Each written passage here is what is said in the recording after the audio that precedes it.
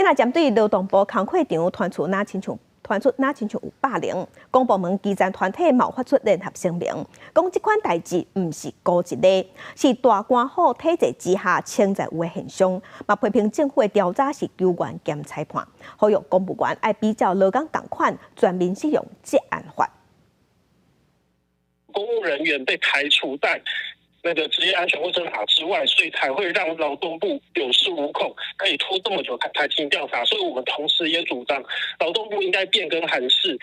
将公务人员重新纳入职业安全卫生法。